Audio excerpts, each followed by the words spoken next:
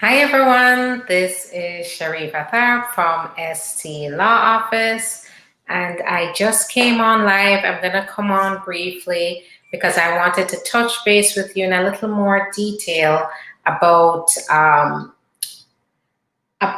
the upcoming changes and how you can benefit right now by applying right now with these changes in place. So the first, sorry. So the first thing I would like to talk about is there is going to be a fee increase, and that fee increase is going to be happening on October 2nd, 2020. And of course, the with my cases, it's the adjustment of status cases. So those usually when you're in the United States and you're switching from one status to permanent residence, you would do the adjustment of status application. There is going to be a significant change there in that if you have children, they in the old fee was basically a reduced fee for kids who were 14 years and under. That is going to change for each person that applies for the adjustment of status. They are going to be paying the full fee, the full application fee.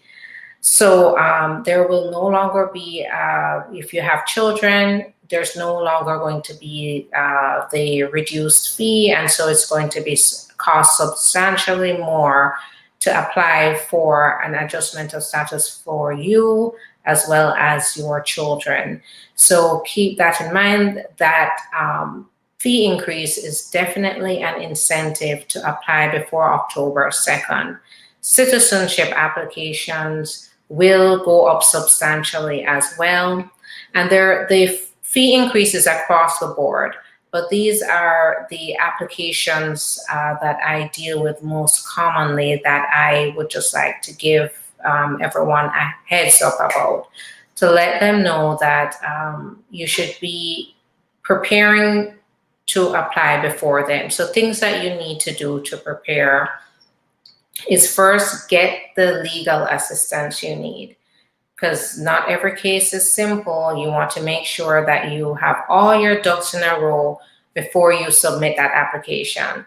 So by me telling you to apply now, I'm not telling you to rush and just submit your application tomorrow without getting the right help. So get the right help and get started on your application. And that's where I could come in. Give me a call at 561-405-4889 to go ahead and schedule your consultation to go through your matter and then get started on your case ASAP. All right. Another thing I would like to discuss is the public charge rule. So the public charge rule has been suspended during the pandemic. So if you submit your application, you will not need to submit the additional required information. So just to give you a backstory, the public charge rule, the new public charge rule was implemented back in February 2020. And it required a lot more information, background information, as well as current information from the applicant.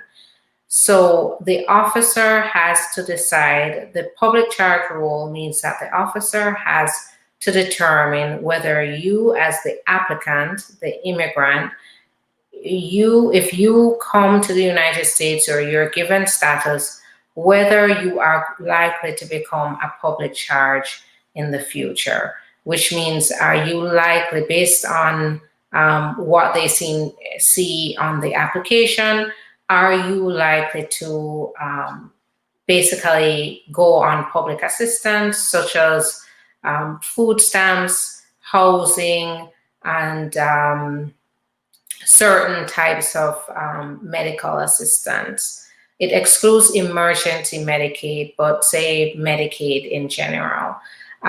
They look at those factors but basically look to see if you're likely to go on that type of public assistance. And if the officer finds that you are likely to go on that type of public assistance, they could deny your application and render you inadmissible based on that public charge rule. So it's a very important rule that you have to keep in mind. So initially, right, all that was required was a sponsor. So the person that was sponsoring you basically had to just show that they could make enough income to support you as the immigrant and themselves easily without, in order to help you to avoid going on any kind of welfare.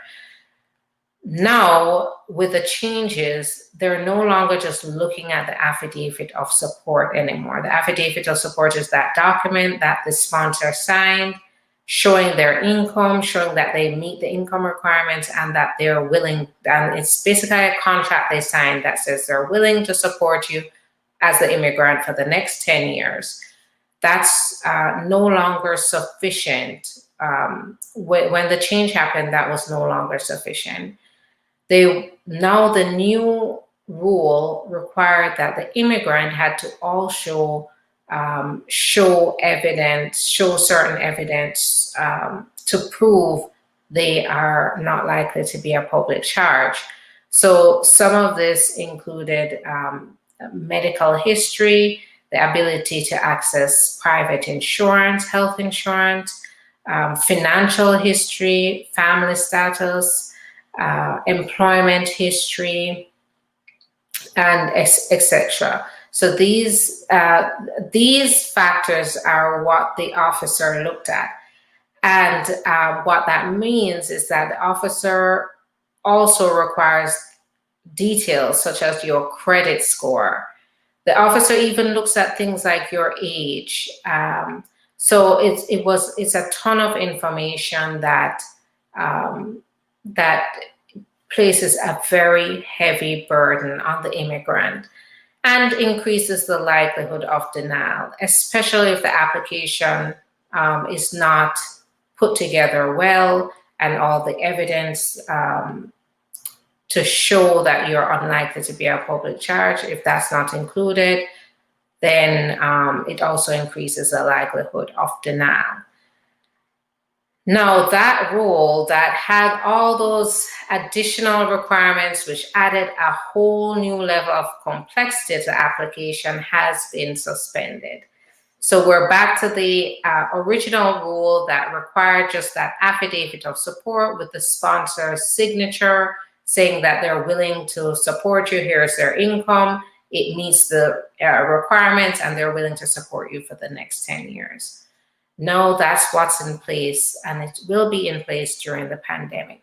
So with the fees increasing on October 2nd, and with the public charge rule being suspended, it really has created two big incentives to act now, to work towards applying ASAP, right?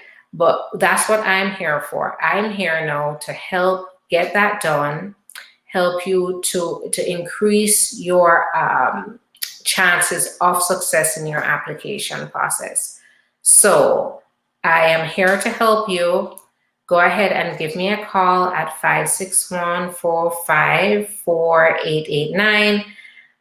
In addition to that, guys, I just want to let you know that I am here. I'm giving you updates, but if you would like to ask your immigration questions in the comments while I'm here live, please go ahead and do that, okay? Because I am here to give you updates, but I'm also here to answer your questions. If you want to drop a question in the comment box before I go, then please, by all means, do that.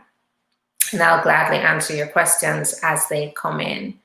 I'm going to be on here briefly today. I'll probably just hop on now and then when I have important updates for you. However, I do have days that I'm on here for half an hour just answering your questions. So those 2 dates, right now I have August 9th and August 23rd, and that's a Sunday. I'm going to be on Facebook Live and YouTube at 5 p.m. and I'm going to be on Instagram at 6 p.m. I'm usually on for half an hour only to answer your questions. So please, by all means, tune in at that time. Also follow my page in order to see when I'm on live, so I can answer your questions as I come and give you updates. All right. So if you catch me live, ask your questions. Don't hesitate to ask your questions. I'm also paying attention to the comment box and ready and willing to answer your questions. All right. Well, the update I have today, that's all I have. I just wanted to come and touch base with you about the changes and why you need to hop on your situation, get the help you need, and get your application in. All right. So I hope to catch you again soon, and take care in the meantime. All right. Take care, guys. Bye.